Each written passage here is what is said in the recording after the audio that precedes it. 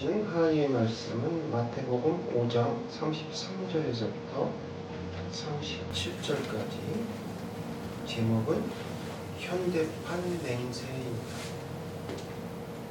부제로는 이제 거짓 뉴스. 우리가 역사를 이제 돌이켜 보면요, 거짓말과 선동이 한 국가와 전 세계를 어떻게 비극으로 몰고 가는지를 보여주는 가장 극단적인 사례가 있습니다. 이게 바로 뭐냐면 히틀러와 나치 정권이 집권을 하게 되는 과정이었습니다. 히틀러는 권력을 잡기 전과 후가 또 그가 또 정권을 틀어잡았던 그런 시기에 이 세 개의 모습이 전부 닮았어요. 그 바탕에는 철저히 계산된 거짓말과 기만이 있었다는 것입니다. 히틀러와 그의 선동가 괴벨스는 대중의 불안과 분노를 이용해서 거짓 공약을 남발했는데요, 노동자에게는 그들이 필요한 일자리와 빵을 주겠다 이렇게 했고, 자본가에게는 아까도 공산주의가 막 이렇게 그때도 뭐 독일에 많았거든요. 그러니까 공산주의로부터 보호를 하자.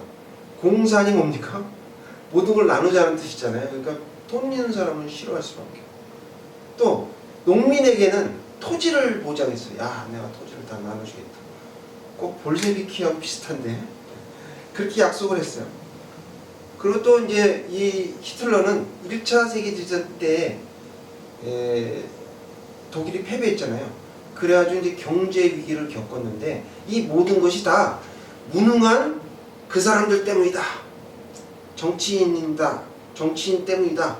라고 해가지고 대중을 선동해서 그들이 듣고 싶은 달콤한 말만 거짓 맹세를 반복한 것입니다. 그래서 진실을 잃어버린 언어가 됐어요. 책임을 지지 않는 말이 됐어요. 근데 이게 개인한테도 신뢰가 떨어지지 않습니까? 근데 이게 국가잖아요. 국가와 사회를 완전히 그냥 파멸로 몰아가는 그런 일이 되고 마는 것이죠. 오늘날 우리가 살아가는 세상도 최근에는 이와 흡사한 일이 벌어지고 있습니다. 여러분 한번 보세요. 뭐 자기가 국회의원 되려고 공약을 막 남발하잖아요.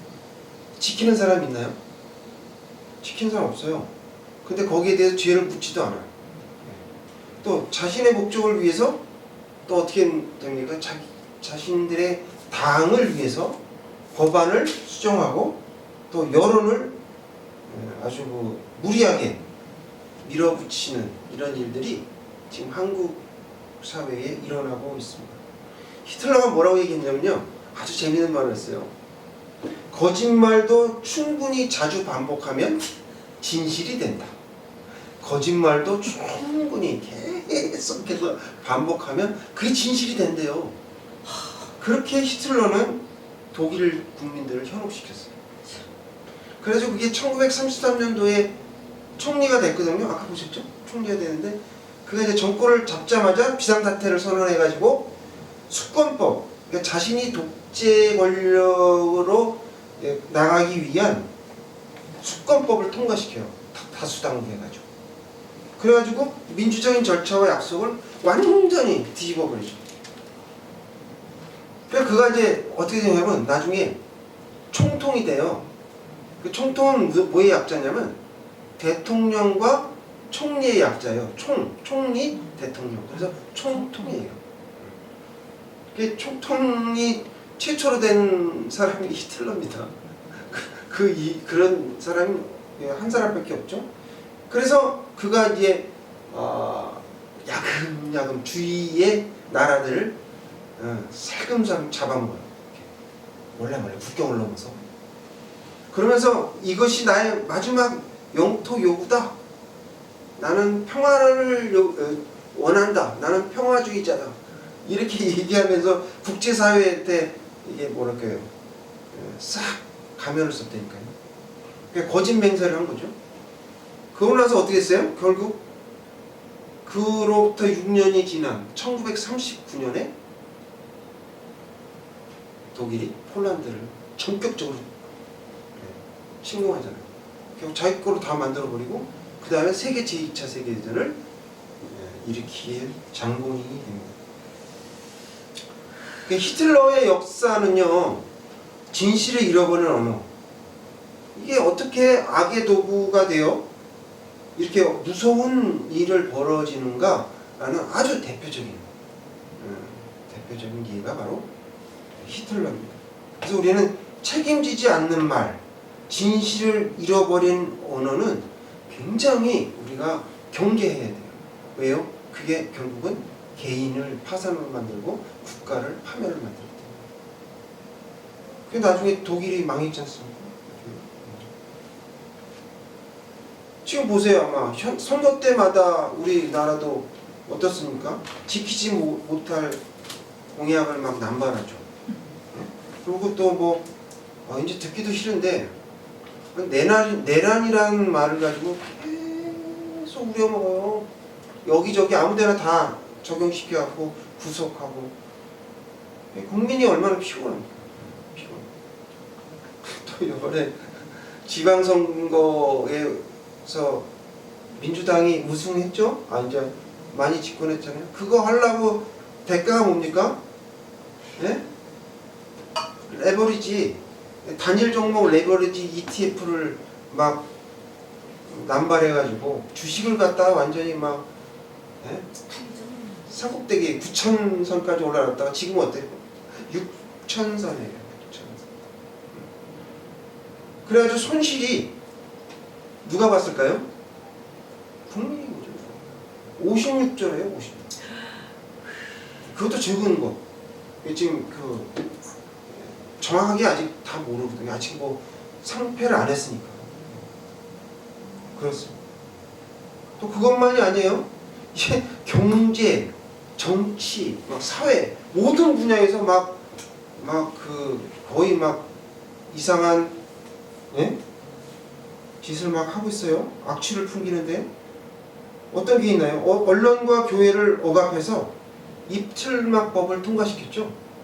그래서 요새는 뭐 유튜브나 뭐 여러 가지에서 잘못 얘기하면 뭐 정부가 딱 잡아가요. 그게 입틀막법이죠.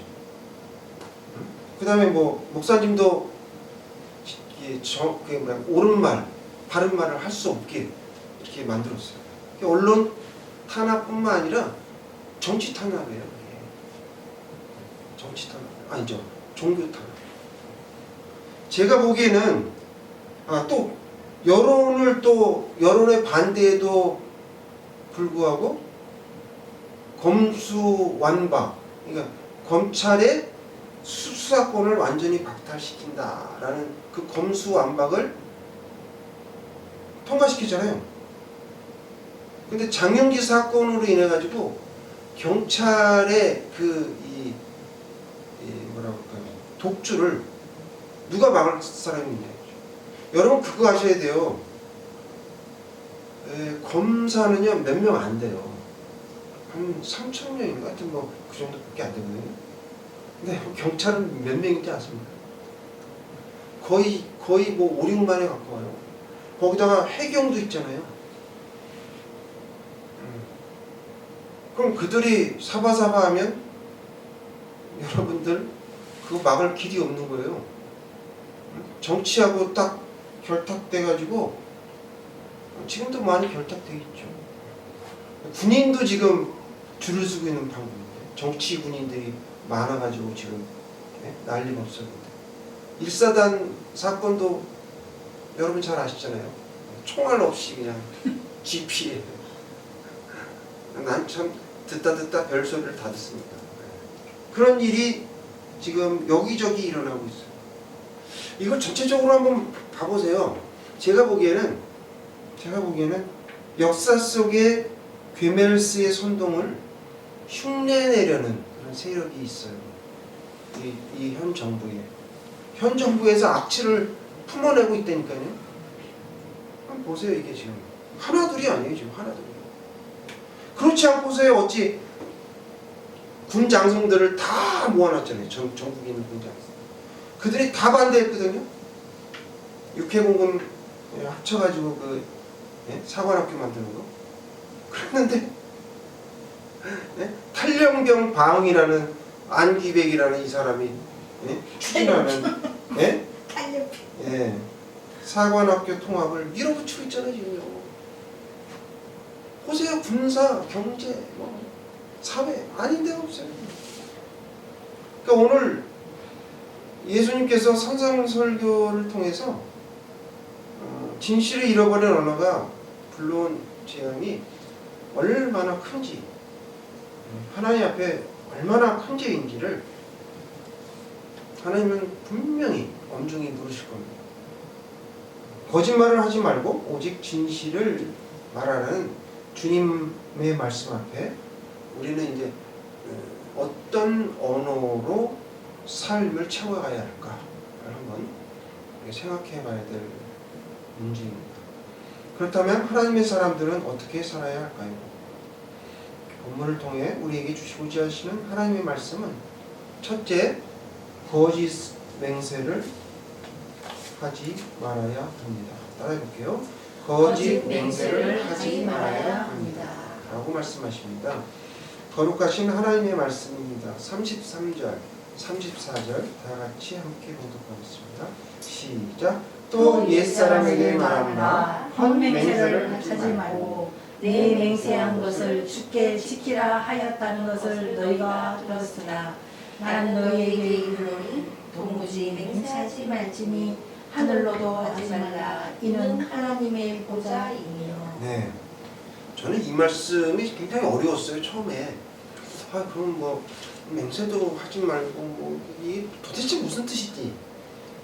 알려주는 사람이 없어서 제가 찾다 보니까 제가 이제 말씀을 전하게 되는데, 오늘 본문의 말씀은 예수님이 먼저 당대 유대인들이 잘 알고 있던 구약의 계명을 인용하셨어요. 당시 서기관과 바리새인들은 겉으로는 율법을 철저히 지키는 척했습니다. 그러나 실상은 맹세를 남발하였어요.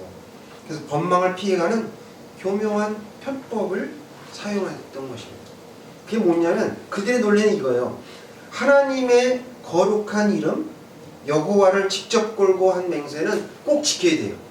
그런데 뭐예요? 오늘 성경에 나와 있듯이 하늘이나 땅이나 예루살렘이나 내 머리를 두고 한 맹세는 참 그거는 좀 관대하게 조금 어겨도 죄가 되지 않는다 라고 이렇게 했던 거예요.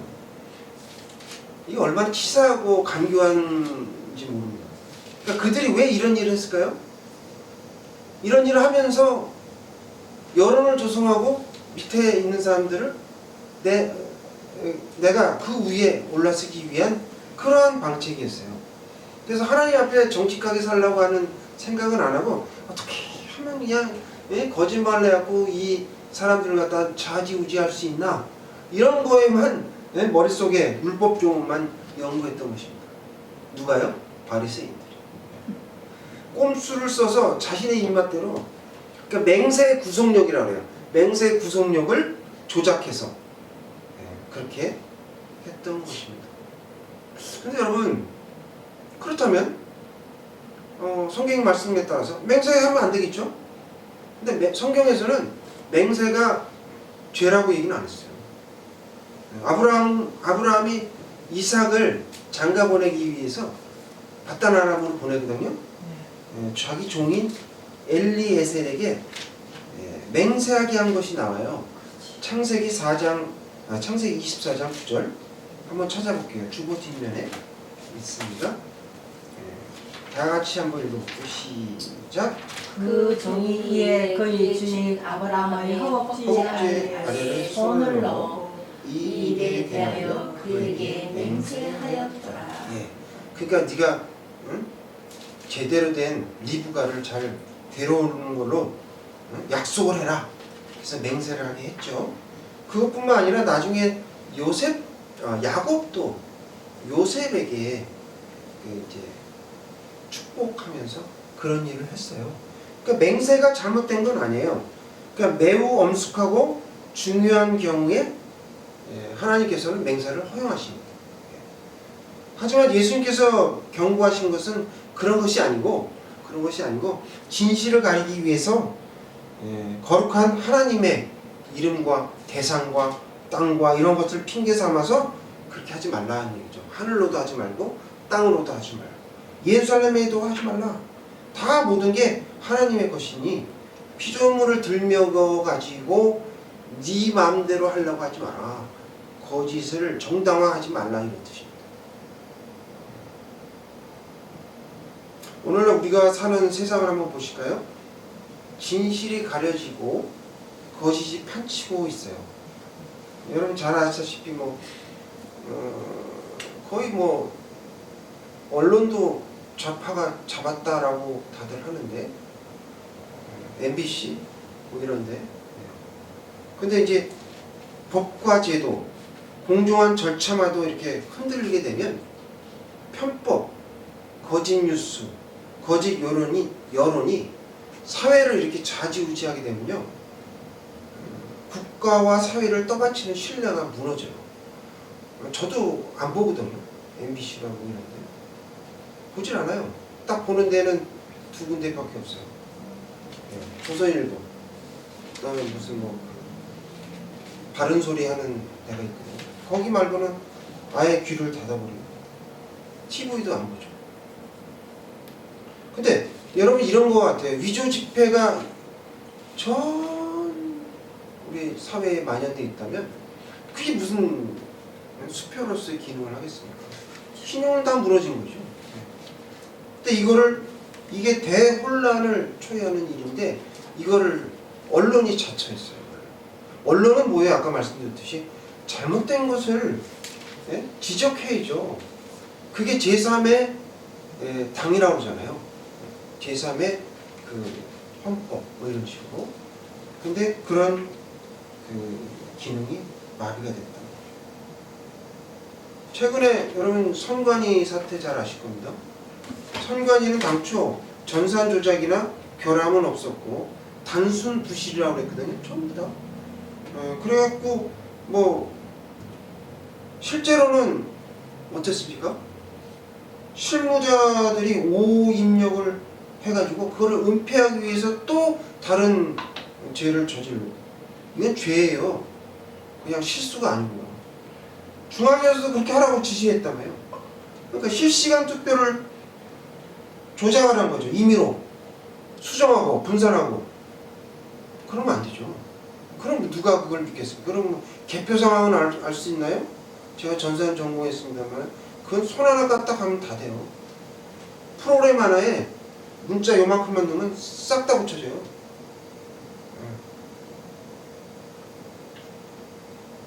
내부 대화록이나 전산 기록을 통해서 조사하다가 발견됐죠. 이것이 이번 선거만이 아니었다라고 요새 또 최근에 나오더라고요. 대통령 선거 때도 그랬대요. 어찌해야 될지 참으로 난감합니다. 경기 지방에만 그랬을까요? 지방은 더 쉽지. 전국적으로도 했겠죠? 조직적으로 했을까요? 잘 모르겠습니다. 저는 잘못 말하면 또 잡혀가니까 합수본이 밝혀야 할 내용인데 중요한 거는 그게 아니고 선관위가 어때요? 신용을 잃어버렸어요. 신뢰를 할 수 없는 기관이 되어버렸어요. 자신들이 얼마나 그때 목이 뻣뻣했습니까? 헌법기관이라고 하면서 감사원의 감사를 받지 않겠다라고 했잖아요. 그들의 그 거짓과 오만이 온 세상에 다 드러나고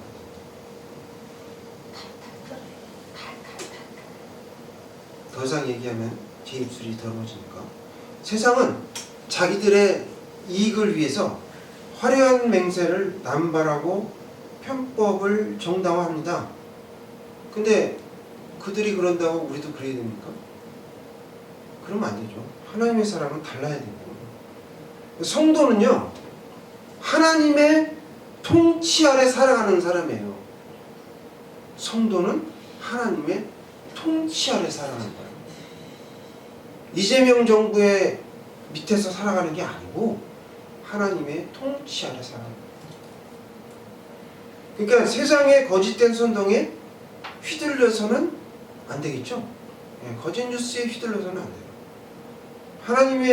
하나님 앞에서 헛된 거짓 맹세를 버려야 됩니다. 오직 정직한 언어로 삶을 채워가는 우리들이 되어야 되겠습니다. 그러므로 거짓 맹세를 하지 말아야 한다라고 말씀하시죠. 이제 정직한 인생이 되어야 합니다. 따라해 볼게요. 정직한 인생이 되어야 합니다라고 말씀하십니다. 거룩하신 주님의 말씀입니다. 37절 다 함께 봉독하겠습니다. 시작. 오직 너희 말은 옳다 옳다 아니라 아니라 하라. 이에서 지나가는 것은 악으로부터 나느니라.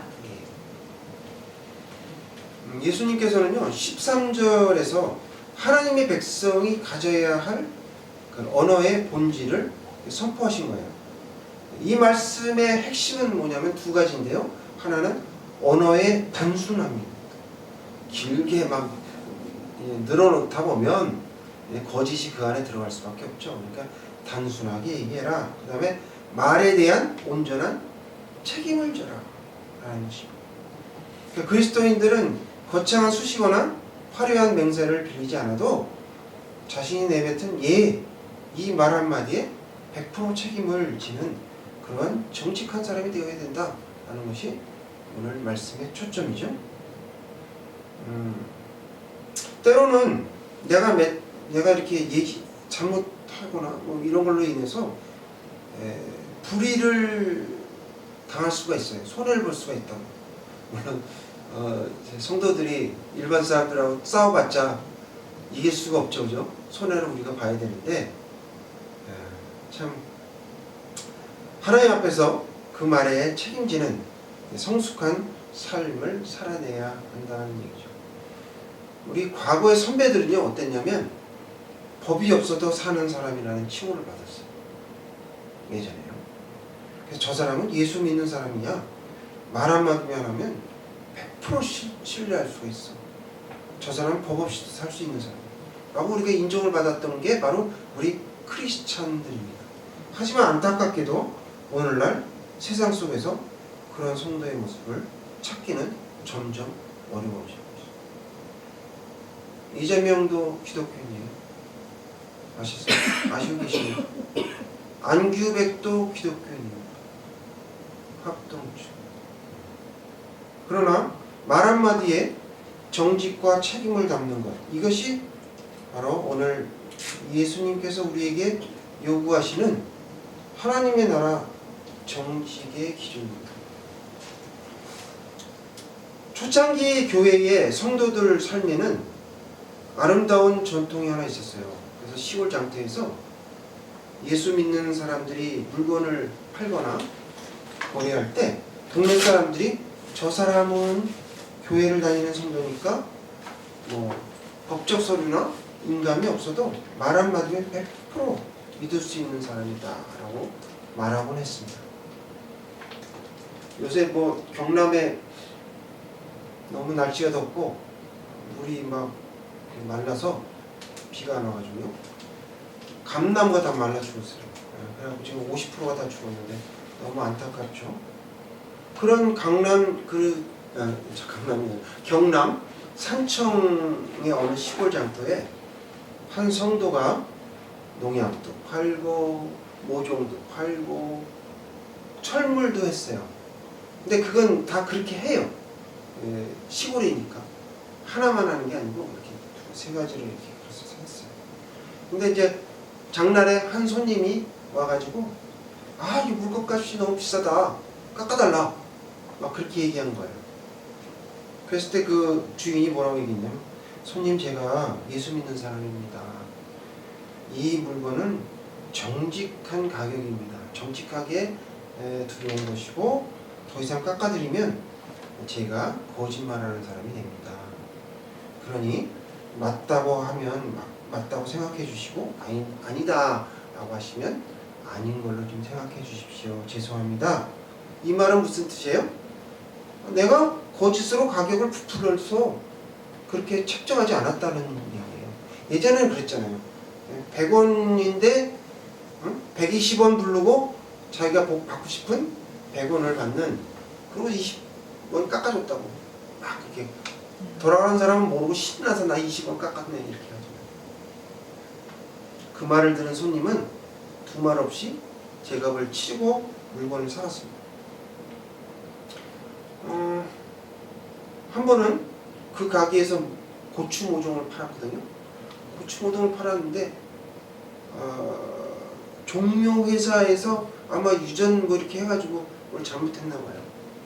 그래가지고 그해 고추 농사가 다 망한 거예요. 고추 모종을 사간 사람이 얼만데, 그죠? 그랬더니 막 난리가 났어요, 농부들이, 그죠? 그런데 그 성도는 어떻게 했는지 아십니까? 그 성도들에게 고추 모종값 다 물어주고, 그 다음에 고추가 나가지고 수확을 해서 파는 그 가격, 그걸 정상 가격으로 쳐가지고 다 물어줬어요. 그럼 종묘회사에서 물어줬을까요? 아니요. 종묘회사는 그런 거 안 해요. 팔면 그걸로 끝이에요. 그래서 이제 그분은 자기 집 밭에다가 심어보죠. 응? 그래가지고 농약도 뿌려보고 막 이렇게 해갖고 농사의 도사가 되지 않으면 종묘 파는 것도 그렇게 쉬운 거 아니에요. 근데 그거를 다 물어줬어요. 그 해에 고추 농사는 어떻게 됐다고 그랬죠? 망했죠? 그 해에 이 집 장사도 다 망했어요. 그렇지만 그 성도는 그걸 감수했어요. 왜? 자기가 말을 했어요. 책임을 지는 거죠. 그가 바로 확실한 보증수표였던 거예요. 예수라는 말이 들어가면 내가 책임을 져야 돼.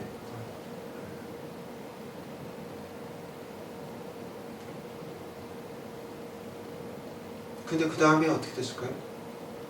많은 농부들이 어디로 왔을까요? 와, 이 집에 가면 잘못 농사하면 다 물어준대. 그렇게 옛날에는 그런 일이 있었겠어요? 없었겠어요? 있었어요. 있었는데 안 물어줬죠? 종료회사도 안 주고. 그 다음에 해 다 그 전 해까지 다 어떻게 됐어요? 보상을 누구로부터? 하나님부터 다 받았다. 이게 바로 우리 신앙생활이 해야 될 것이죠. 그래서 그러므로 정직한 인생이 되어야 합니다 라고 말씀하십니다. 오늘 말씀을 통해서 우리는 거짓 맹세를, 거짓 뉴스를 하지 말아야 합니다 라고 말씀드렸고, 정직한 인생이 되어야 합니다 라고 말씀드렸습니다. 이 마음을 품고 미가서 7장 2절에서 3절 찾아서 다 같이 봉독하겠습니다. 뒤에 나와 있죠? 주어있는 다 같이 시작. 경건한 자가 세상에서 끊어졌고 정직한 자가 사람들 가운데 없도다. 우리가 다 피를 흘리려고 왜곡하며 각기 그물로 형제를 잡으려고 두 손으로 악을 부지런히 하는도다.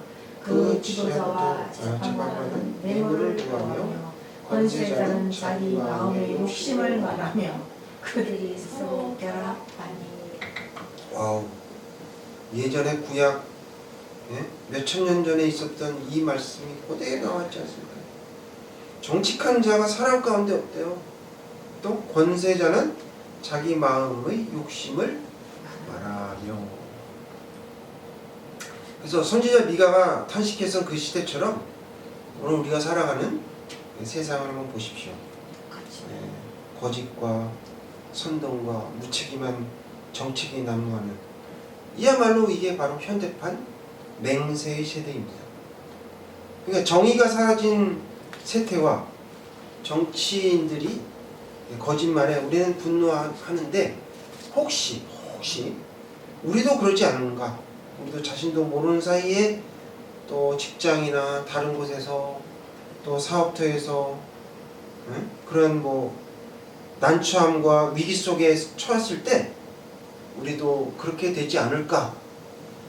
라는 그런 두려움으로 우리가 오늘 말씀을 하나님께로부터 들었으면 좋겠습니다. 히틀러와 나치 정권의 비극은 진실을 잃어버린 언어가 국가와 시대를 어떻게 파멸로 몰고 가는지를 여실히 말해주고 있어요. 그 당시에 거짓 뉴스로 세계 제2차 세계대회 사망자가 약 총 5천만 명입니다. 그래서 8천만 명이라고 추산하고 있습니다. 어마어마한 거죠. 불과 한 3, 4년 만에. 예수님은 이런 거짓 선동으로 인해서 인류의 그 처참한 죽음 때문에 이 땅에 오신 거예요. 그래서 십자가 못 박혀 달려 돌아가시는 것입니다. 그래서 거짓의 영을 물리칠 수 있는 분은 누구시라고요? 예수 그리스도밖에 없어요. 예수 그리스도. 오늘 주신 말씀을 가슴에 깊이 새기며 하나님 앞에서 정직하게 말하는 성도가 되어야 한다고 우리는 다짐해야 됩니다. 아무도 보이지 않는 골방에서 하나님께서 내 입술의 모든 소리를 듣고 계신다라는 그러한 거룩한 명성을 우리가 회복해야 될 것입니다. 굳이 거창한 맹세나 화려한 수사학을 덧붙이지 않아도 내 입에서 나간 예와 아니요 끝까지 책임을 지는 신실한 사람이 되어야 되겠습니다. 거짓으로 어두워진 세상에서 우리는 정직의 거룩한 빛을 발해야 합니다. 이번 한 주간 우리의 입술에서 모든 과장과 변명을 완전히 버리고 오직 진실함과 또 신실함을 채워야 하겠습니다. 그래야 무너진 세상의 신뢰를 다시 세우는 거룩한 소금과 거룩한 빛이 되시는 사랑의 나눔교회 성도님들 다 되시길 주님의 이름으로 간절히 축원합니다.